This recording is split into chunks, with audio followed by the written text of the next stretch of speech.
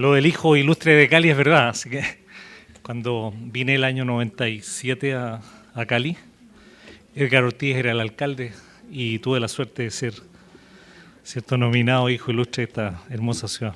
Tengo el diploma en mi casa. Ese es mi hijo Rafael cuando tenía 7 años, que cuando estuvo en Disneylandia.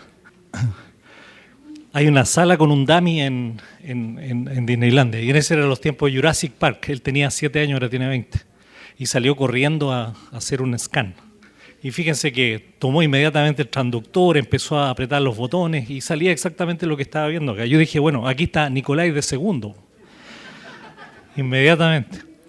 Y ahora cuando cumplió los 18 años tuvo que ir a la universidad, me dio la alegría más grande del mundo. Me dijo que iba a ser ingeniero. Así que ahí terminó la historia, ¿cierto? Dijo que no quería ser médico por ningún motivo. El motivo fue muy simple. Me dijo, tú estudiaste 14 años y trabajas 14 horas. Yo quiero trabajar 5 horas. Así que eligió una carrera de 5 años nomás. Así que afortunadamente le ha ido bien, así que... Bien, vamos a hablar sobre... Tengo 3 conferencias el día de hoy. Vamos a tratar de hablar sobre translucencia nucal, un tema que he estado involucrado, no quiero decir el número de años, pero mucho. Y aquí le puse, ¿no? Hijo ilustre de la ciudad de Cali. Eso es absolutamente verdad. Voy a hablar sobre Volume T y básicamente mi homenaje, ¿cierto?, al hombre que está justo detrás de acá, que es Kypros Nicolaides, el arte y la ciencia de la medicina fetal, que afortunadamente, ¿cierto?, ha sido una persona muy dadivosa con su enseñanza y hemos tenido la posibilidad de recibir entrenamiento de él. Y básicamente no es un entrenamiento, yo creo que lo que él enseña es una filosofía. Eso tiene una diferencia importante con hacer cosas técnicas. La filosofía de la translucencia nucal o de cómo enfrentar a una paciente o cómo examinar un feto es todo un mundo absolutamente, ¿cierto?, importante, que muy poca gente lo capta. Y cuando uno lo logra captar se da cuenta, ¿cierto?, por qué existe en la India alguien que se llama un gurú. Porque básicamente el gurú explica lo mismo que explica todo el mundo, o enseña lo mismo que enseña todo el mundo, pero cuando esa persona tiene una mística, tiene un plan de trabajo, tiene una entrega, ¿cierto?, y una creencia y una visión a futuro, ¿cierto?, marca una diferencia muy importante.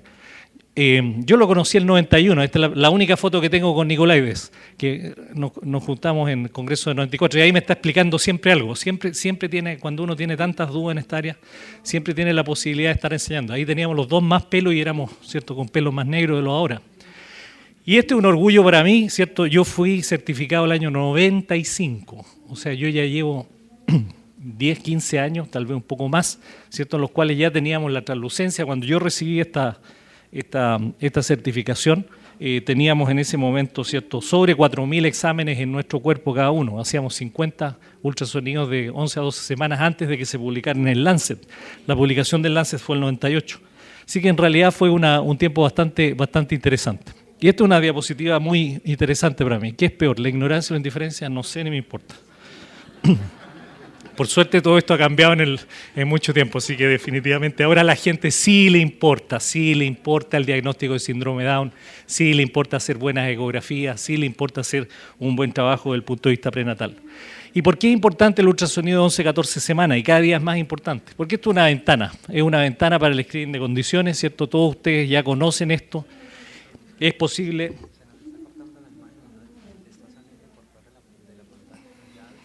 No, aquí por lo menos está la pantalla entera. Sí, está bien. No, aquí está bien. Bien, y básicamente, ¿cierto? Yo no recuerdo quién me la dio, pero me la pasó alguien en una de las conferencias que yo creo que grafica mucho lo que estamos haciendo en la ecografía ¿cierto?, de 11 semanas. ¿Por qué durante el embarazo y el control prenatal hacer tantos exámenes y tantas cosas, siendo que con uno solo, ¿cierto?, con una sola escalera uno puede mirar, ¿cierto?, el futuro de este individuo? La translucencia nucal es, créanlo o no, ¿cierto?, es la medición más importante que se puede realizar un ser humano en toda su carrera. O sea, si ustedes se van a examinar el colesterol, sí, claro que es importante, pero es mucho más importante en su futuro, tanto intrauterino como extrauterino, saber qué translucencia nucal cada uno tiene. En realidad es la medición más importante que existe en este momento. Y de hecho yo creo que en los colegios, cuando después ustedes inscriban a sus hijos, uno de las líneas que van a tener que llenar va a ser qué translucencia nucal tenía su hijo. ¿cierto? En Chile preguntan el Apgar. En Chile preguntan el Apgar. Dicen, ¿con qué Apgar nació su niño? Para ver si lo aceptan o no lo aceptan en el colegio. Eso ya va a quedar atrás. Van a preguntar, ¿y qué translucencia nucal tenía? Eso, créanmelo, va a pasar en un par de años más. Nuestro protocolo es muy simple, el expositor anterior lo hizo muy bien, presentó toda la base de esto, no voy a entrar en mucho detalle, pero la biometría la hacemos con céfalo, nalgas y biparietal. Muchas veces el feto está doblado y cuando está doblado hay 4 días de diferencia, así que en algunos casos puede ser importante. Frecuencia cardíaca, translucencia nucal, hueso nasal, hacemos siempre un mini scan anatómico, chequeamos el ducto venoso, arterias uterinas, placenta y cordón. Y esto también es muy importante, esto es una diapositiva Fetal Medicine Foundation, donde aquí se grafica por qué es tan importante y hay que ser tan específico en las mediciones. Porque, tal como se explicó en la conferencia anterior, esto es operador dependiente. Si usted lo hace en lote no va a funcionar. Si usted lo hace bien va a funcionar. Porque fíjense que la diferencia entre 3, 4, 5 y 6, que son milímetros, si ustedes colocan 2 dedos juntos, ¿cierto? Un arroz es 1 milímetro, ¿cierto? Una diferencia de milímetros marca un impacto impresionante en la vida reproductiva de esa persona. Fíjense que con 3 milímetros, si ustedes tienen 3 y no 4, fíjense que el riesgo es de 5 a 20, 4 veces. O sea, subiendo 1 milímetro aumenta 4 veces el riesgo de una anomalía cromosómica y así sucesivamente. Así que los milímetros cuentan, cada milímetro es importante. Y si ustedes toman solamente fetos normales, fíjense cómo empieza a aumentar la probabilidad de morirse. O sea, el extremo de ¿cierto? De lo malo que le puede pasar a una persona es morirse. Las probabilidades de morirse, fíjense cómo se disparan después de 4,4, 3,4, 10, 19%. Y fíjense, si no se mueren, las probabilidades de que usted tenga un defecto mayor también aumentan milímetro a milímetro. Y por eso es importante saber si usted tiene 3,1 o 4,1. Así de simple, si nada más que la estadística, esto está hecho en cientos de miles de pacientes y definitivamente ese es el motivo fundamental de que la gente necesita hacerlo a conciencia y necesita hacerlo con instrucciones y todo lo demás. Esto no se lo quiero repetir, ya lo hablaron, ¿cierto? Esto si ustedes van a una escuela de medicina, el alumno de 5º año de medicina se la recita. El alumno de 5º año en Chile le recita cómo tiene que medirse una translucencia nucal. Y aún recibimos translucencias nucales mal hechas. Aún se ven translucencias que no cumplen con estas características. Básicamente, ¿cierto? Estamos observando este plano, ¿cierto? Donde tienen que ir los cálipers, el plano medio sagital es lo que se utiliza. Aquí está la translucencia nucal. Siempre fíjense en el paladar, ¿cierto? En la nariz, en el hueso nasal, la posición del diencéfalo que es importante. Fíjense en la translucencia nucal en 90 grados en relación al BIM de ultrasonido. 45 grados la cara, se puede ver relativamente fácil, ¿cierto? La estructura de la translucencia nucal. Aquí se está viendo el hueso nasal, este es de Daniel Cafizi, aquí tenemos, ¿cierto? 45 grados para el examen del hueso nasal, ¿cierto? La medición de la translucencia nucal, y es relativamente fácil de ver el hueso nasal, que en realidad es un poco más difícil. Nosotros tenemos un plan, yo trabajo en una clínica privada en Santiago, Clínica Las Condes, y hicimos un estudio que lo publicamos en los Obstetrics and Gynecology hace un par de años atrás, donde empezamos a hacer, ¿cierto? La evaluación de hueso nasal con translucencia nucal hecha por médicos expertos y en realidad nuestra detección es de un 92% de la muestra total. O sea, tenemos un 92% de detección sin bioquímica, o sea, exclusivamente midiendo bien la translucencia nucal. Hueso nasal, les repito, el hueso nasal no es un buen marcador si está presente, pero es excelente marcador si no lo está. O sea, la ausencia de hueso nasal importa. Nosotros encontramos, a diferencia del grupo Nicolaides, que tenía un 74% de detección de síndrome de Down, nosotros encontramos apenas un 42%, porque fundamentalmente los equipos han mejorado y nosotros somos capaces de ver la hipoplasia como presencia de hueso nasal, cosa que no ocurría en el 2002, pero ahora el 2007, 2008, las máquinas nos permiten discriminar entre la presencia de un hueso nasal, hipoplástico y normal. Y básicamente, como ustedes se dan cuenta, 42% de los fetos con síndrome de Down en el primer trimestre sí tienen hueso nasal. Así que definitivamente es una cosa importante. Lo que sí es que cuando ustedes tienen hueso nasal ausente, las probabilidades de que el feto tenga síndrome de Down aumenta 250 veces. O sea, esto nos demuestra que el hueso nasal, ¿cierto?, ausente es importante. Porque yo he escuchado médicos que le dicen a las pacientes, bueno, la translucencia está grande, pero el bebé le veo el hueso nasal, así que no tiene síndrome de Down. No hay nada más equivocado que eso. Porque teóricamente sí puede tener síndrome de Down, porque los fetos con síndrome de Down sí tienen hueso nasal. Fíjense, y esto para destacar lo de la translucencia, porque La translucencia es la madre de todas las guerras, definitivamente. ¿Por qué? Porque la translucencia es la que detecta el síndrome de Down. 90% de los fetos con síndrome de Down tienen translucencia nucal aumentada, según nuestra experiencia, y solamente un 42% de hueso nasal. Así que lo más importante es la translucencia nucal. Esa es nuestra distribución, los casos que tenemos 10.000 casos tabulados en este momento de síndrome de Down, pero fíjense que hay síndromes de Down que tienen translucencia normal, ¿cierto? Y esto corresponde a casi el 8% de nuestra muestra. Esa es nuestra distribución, tenemos mucha referencia por translucencia nucal aumentada detectada en otros lugares, la lista de las anomalías cromosómicas, ¿cierto? Y uno ya empieza a ver al feto con síndrome de Down, ya lo empieza a reconocer muy fácil. Este es un feto con síndrome de Down, translucencia nucal aumentada, ausencia de hueso nasal, abultamiento del abdomen, ya tienen una morfología distinta, ¿cierto? Eso es lo que nosotros estamos viendo. Esta es una revisión que hice el 2007, no la he actualizado, de 105 casos con cromosomopatías que hemos visto en nuestra serie. Fíjense que 92% de la trisomía 21 se detecta el primer trimestre, 100% de las trisomías 18, 100% de las trisomías 13, 100% de los Turner, 100% de las triploidías y otras anomalías o aberraciones estructurales, 83%. Y ya somos capaces de detectar 94% de todas las anomalías cromosómicas en el primer trimestre. O sea, ya estamos dejando de lado, ¿cierto?, el estudio que se hacía antes a las 20 o 22 semanas. En el primer trimestre, el diagnóstico prenatal, 90% en nuestra serie. ¿Funciona la translucencia del hueso nasal? Sí, funciona. Este es un trabajo que hice con Alexandra Casasbuenas, que es de acá de Colombia, cuando estuvo rotando conmigo en Santiago, y fuimos capaces, ¿cierto?, de estudiar los monocoriales, y definitivamente la translucencia nucal en monocoriales sí que es importante. Uno de los fetos con translucencia aumentada, el pronóstico va a ser pésimo, bastante malo. O va a desarrollar transfusión feto-fetal, o va a abortar antes de las 22 semanas, o va a nacer antes de la semana 32. Y eso es sí o sí, 100% de predicción el hecho de que uno de los fetos tenga. Si tienen translucencia normal y ustedes lo siguen, muchos de esos no tienen ninguna de estas tres cosas, pero hay que seguirlos cada 15 días en forma obligatoria. Estudiamos esto mismo en embarazos múltiples, no monocoriales, sino que la mezcla, y también encontramos que todos los fetos con cromosomopatías eran detectados con translucencia nucal en el primer trimestre.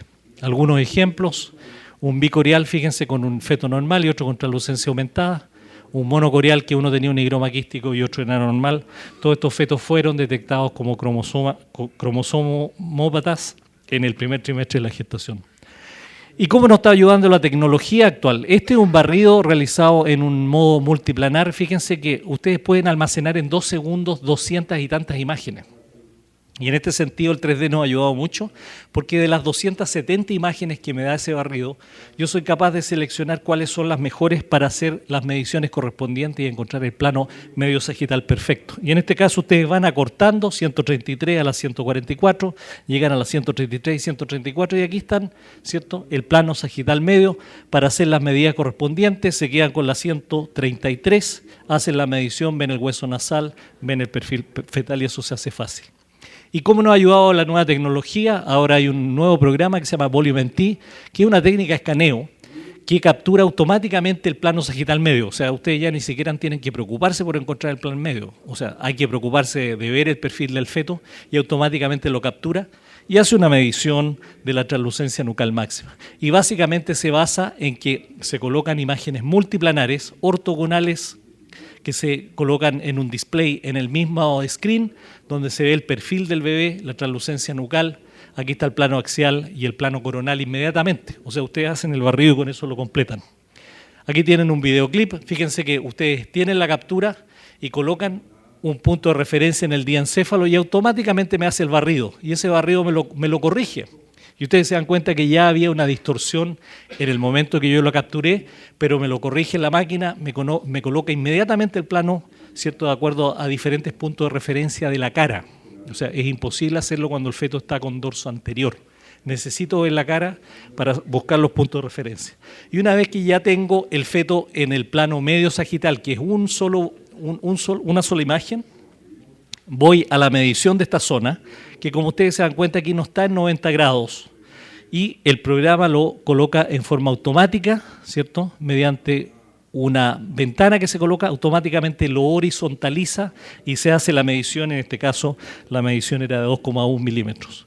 Aquí tiene el video completo, ¿cierto? Se capturó la imagen, se coloca en el diencéfalo, me hace el barrido pasa por la línea media, me reconoce los puntos que yo ya le di al programa, tengo, ¿cierto?, el prototipo puesto, me corrige, ¿cierto?, la posición y me da automáticamente la medición máxima en ese caso. Así que teóricamente me puede simplificar mucho las cosas, especialmente en gente que no está entrenada en revisar bien el hueso nasal.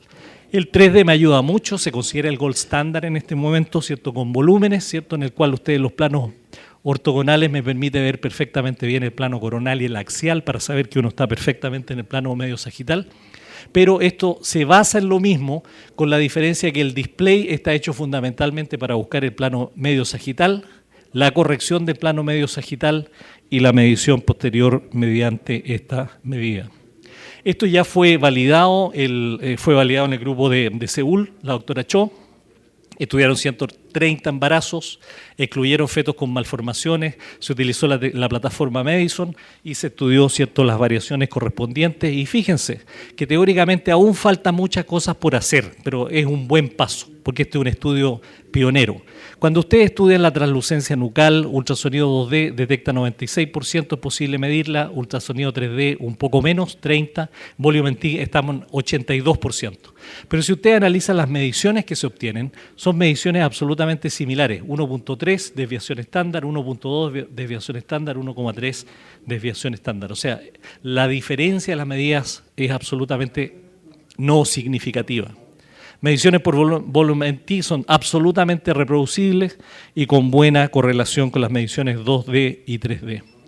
Algunos de los datos del grupo de la doctora Cho, fíjense ustedes que las mediciones, la diferencia que se obtenían entre observadores y dentro del mismo observador son centésimas de milímetros, bastante bueno, y fíjense acá también décimas de milímetros en la variación o interobservador, entre un observador y otro y entre el mismo observador. O sea, son absolutamente buenas. Si ustedes analizan la comparación de las medidas de 2D con 3D NT, 2D con volumen T, 3D and volumen T, fíjense que las diferencias están en el orden de los centésimos de milímetros, o sea, son absolutamente reproducibles con las tres tecnologías.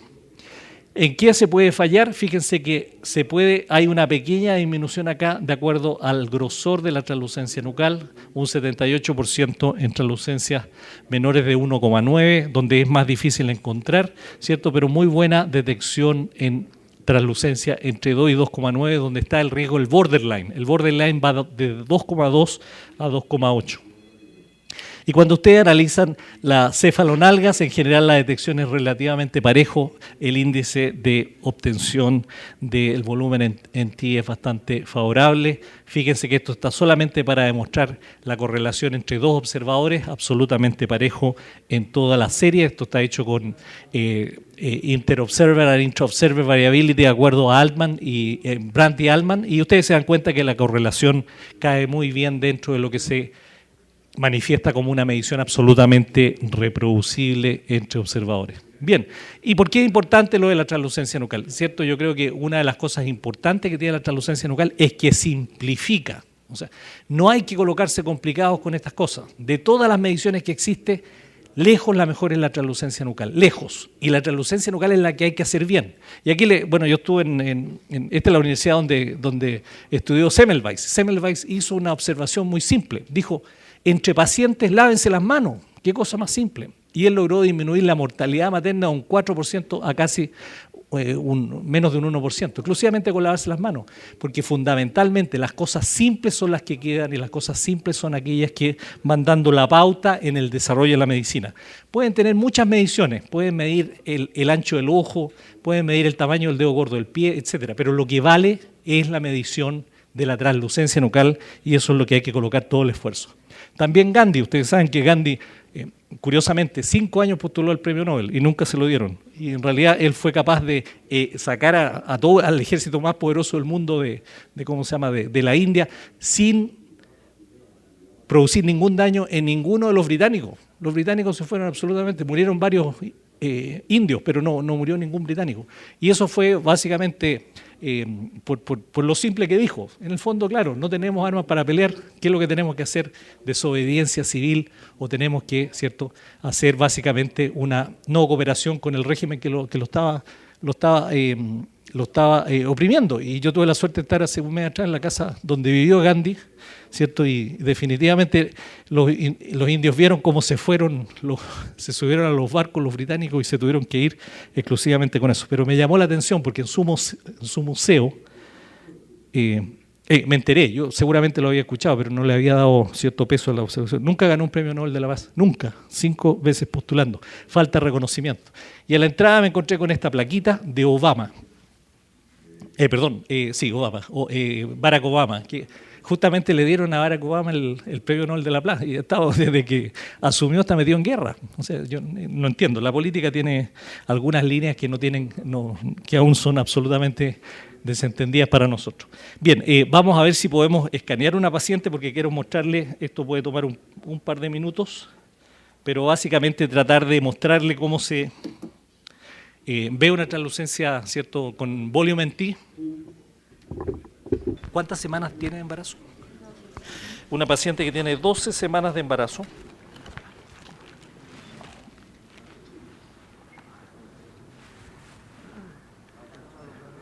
Bien, tenemos, ¿cierto? La amplificación es muy importante acá. Aquí tenemos un feto en una muy buena posición, ¿cierto?, porque está mirando hacia arriba.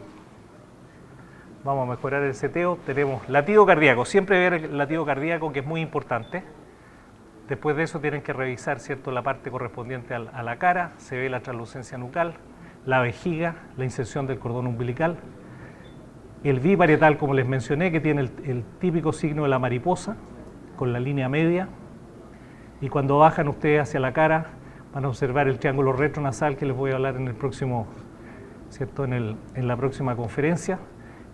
2 brazos y las 2 piernas acá. Entonces tenemos el bebé acá, ¿cierto? Y lo que básicamente se hace es que nosotros activamos el 3D, juntamos, ¿cierto?, y amplificamos la región de interés con el propósito de hacer la captura, ¿cierto? Ahí tenemos el bebé, bueno, ahí está un poco lateralizado, pero tenemos que tratar de tener lo más sagital posible el corte del bebé, ¿cierto? Está colaborando.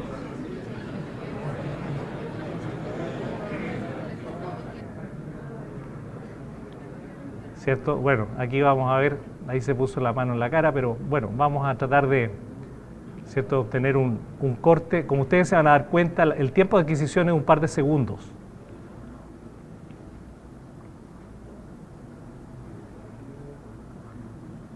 Aquí lo tenemos. Vamos a intentar este. Tenemos fíjense cómo está cambiando aquí tienen ustedes, ¿cierto?, la línea media. Fíjense que la línea media en realidad va por acá. Uno piensa que está tomando bien la línea media, claro, aquí se movilizó el bebé, ¿cierto? Pero teóricamente, ¿cierto?, tenemos que colocar acá, ¿cierto?,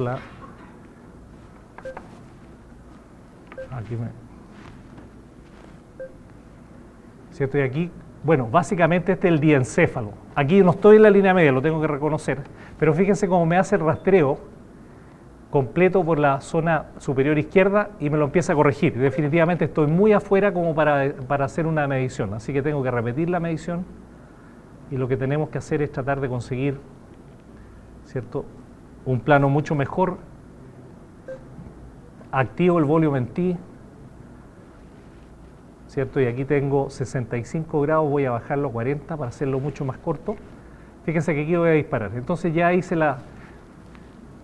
y aquí voy a colocar de nuevo en el diencéfalo, activo el diencéfalo y automáticamente me hace la corrección. Ahí está mucho mejor porque está mucho más, ahí estoy, ¿cierto? Me dice que estaba equivocado en 4 grados, ¿cierto? Acá no se alcanza a ver bien la translucencia nucal, pero está aproximadamente por acá. Me lo corrige, me dice que tiene 1,1. ¿Se fijan? Entonces, absolutamente rápido y esos volúmenes se pueden almacenar en forma bastante directa. Ahora apareció recién un trabajo que también todas estas mediciones pueden ser utilizadas en otras estructuras. O sea, yo también puedo medir lo que se llama la translucencia intracraneana, puedo medir el diámetro del cordón utilizando exactamente la misma tecnología. Vamos a hacerlo de nuevo, ahí se empezó a mover, ¿cierto? Necesitan, tal como en la 3D, que el bebé esté absolutamente fijo en este caso. O sea, que no se esté moviendo. Se activa el 3D, en este momento tengo un barrido de 35 grados para hacerlo mucho más corto, apenas el bebé se coloque en posición. ¿Cierto? Una persona experta se da cuenta inmediatamente que la translucencia es normal, pero eso no ocurre en todos los casos y como hay que documentar las mediciones, ¿cierto? Hay que esperar a que el bebé esté en una posición, ahí está lateral, ¿se fija? Está mirando hacia acá el bebé. Y cuando está mirando en esta posición, aunque yo dispare acá, me va a decir la máquina inmediatamente que no es una medida correspondiente. Ahí tenemos un brazo. Vamos a colocar, fíjense lo modificado que está en la posición, pero esto me lo coloca inmediatamente, me hace el barrido, me busca los puntos de referencia y me dice que estaba corrido 6 grados, ¿cierto? La translucencia nucal está aproximadamente por acá, se activa y me dice, no, ahí me tomó una sombra, ¿se fija? Que automáticamente la medición me salió mala porque estoy posiblemente con sombra acústica de los brazos y eso también hay que considerarlo. Vamos a disparar de nuevo. Ahí tengo los dos brazos, ¿se fijan? Pero el sistema es básicamente el mismo. Por la premura del tiempo, por supuesto, no podemos ser muy acuciosos. Ahí también tenía 4 grados de diferencia.